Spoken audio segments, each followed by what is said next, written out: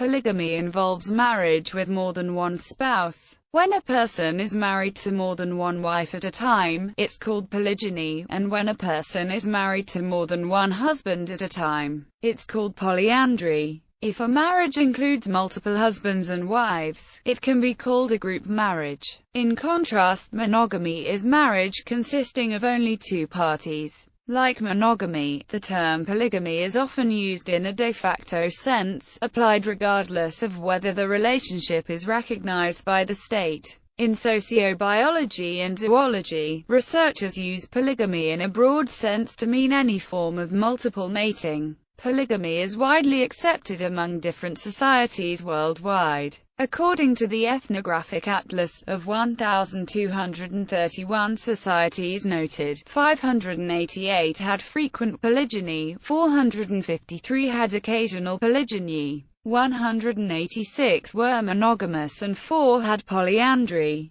Within polygynous societies, having multiple wives often becomes a status symbol denoting wealth and power. International human rights organizations and women's rights groups in several countries have called for the abolition of polygamy. The United Nations has recommended abolishing the practice. Polygamy has been ruled as violating the ICCPR. Forms of polygamy. Polygamy exists in 3 specific forms. Polygyny, wherein a man has multiple simultaneous wives; polyandry, wherein a woman has multiple simultaneous husbands; or group marriage, wherein the family unit consists of multiple husbands and multiple wives. Polygamy is also common among many species of animals and flies. One notable example is in the common fruit fly, Drosophila melanogaster. Polygyny incidence. Polygyny is the practice wherein a man has more than one wife at the same time. Anthropologist Jack Goody's comparative study of marriage around the world utilizing the Ethnographic Atlas demonstrated an historical correlation between the practice of extensive shifting horticulture and polygamy in the majority of sub-Saharan African societies. Drawing on the work of Esther Boserup, Goody notes that the sexual division of labor varies between the male-dominated intensive plow agriculture common in Eurasia and the extensive, shifting horticulture found in sub-Saharan Africa. In some of the sparsely populated regions where shifting cultivation takes place in Africa, most of the work is done by women. This favored polygamous marriages in which men sought to monopolize the production of women, who are valued both as workers and as child-bearers. Goody, however, observes that the correlation is imperfect and varied. He also discusses more male-dominated but relatively extensive farming systems such as those that exist in much of West Africa, in particular the West African savanna, where polygyny is desired more for the creation of sons whose labor is valued. Goody's observation regarding African male farming systems is discussed and supported by anthropologists Douglas R. White and Michael L. Burton in Causes of Polygyny, Ecology, Economy, Kinship, and Warfare, where authors note,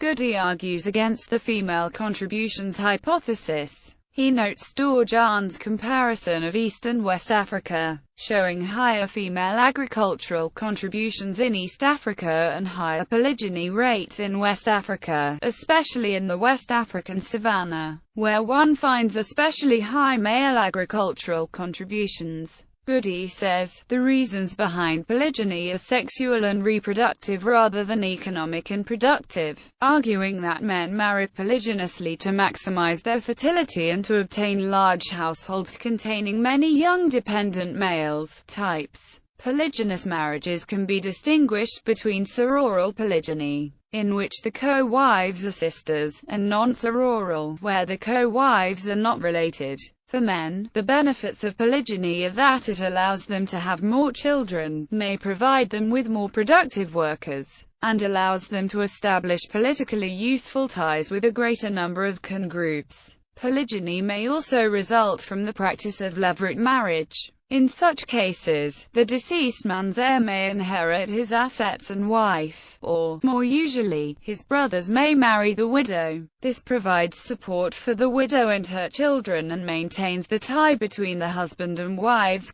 groups. The sororate is like the levirate, in that a widower must marry the sister of his dead wife. The wife's family, in other words, must provide a replacement for her, thus maintaining the ties between them. Both levirate and sororate may result in a man having multiple wives. In monogamous societies, wealthy and powerful men established enduring relationships, and established separate households for multiple female partners, aside from their legitimate wives, a practice that was accepted in imperial China up until the Qing dynasty. This is a form of de facto polygyny that is referred to as concubinage. Household organization. Marriage is the moment at which a new household is formed, but different arrangements may occur depending upon the type of marriage. Not all polygamous marriages result in the formation of a single household. In many polygynous marriages, the husband's wives may live in separate households, often at a great distance.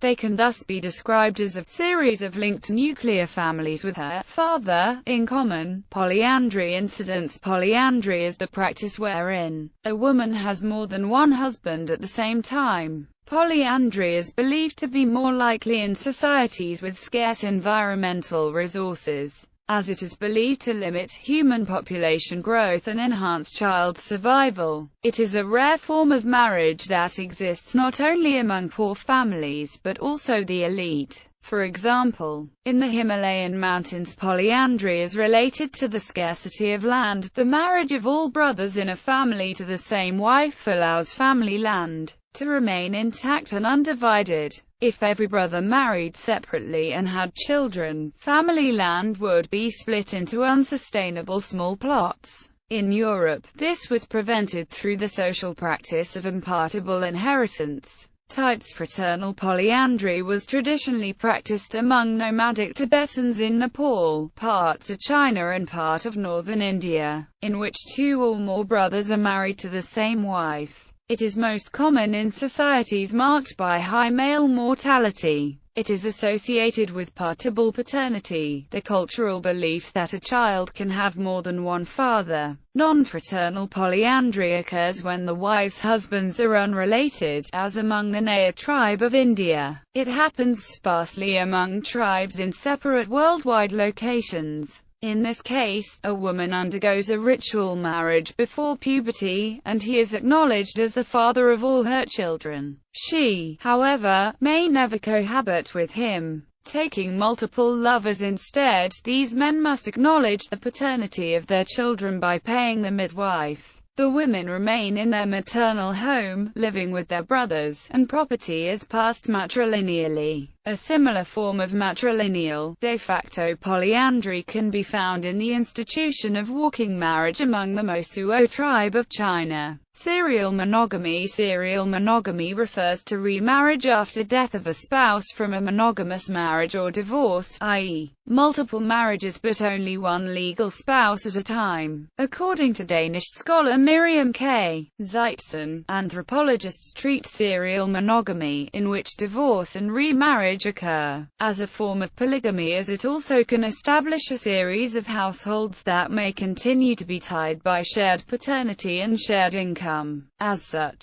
they are similar to the household formations created through divorce and serial monogamy. Many societies that we consider monogamous allow easy divorce, without the other partner's consent. In many Western countries, divorce rates roughly approach 50%. Those who remarry do so on average 3 times. Divorce and remarriage can thus result in serial monogamy. Serial monogamy creates a new kind of relative, the ex. The ex-wife, for example, can remain an active part of her ex-husband's life, as they may be tied together by legally or informally mandated economic support that can last for years, in the form of alimony or child support, up until the child reaches legal adulthood, and/or shared child custody. Bob Simpson notes that in the British case, it creates an extended family, a number of households tied together in this way, including mobile children. According to him, these unclear families do not fit the mold of the monogamous nuclear family. Group marriage is a marriage wherein the family unit consists of more than two partners, any of whom share parental responsibility for any children arising from the marriage. Group marriage is a form of non-monogamy and polyamory.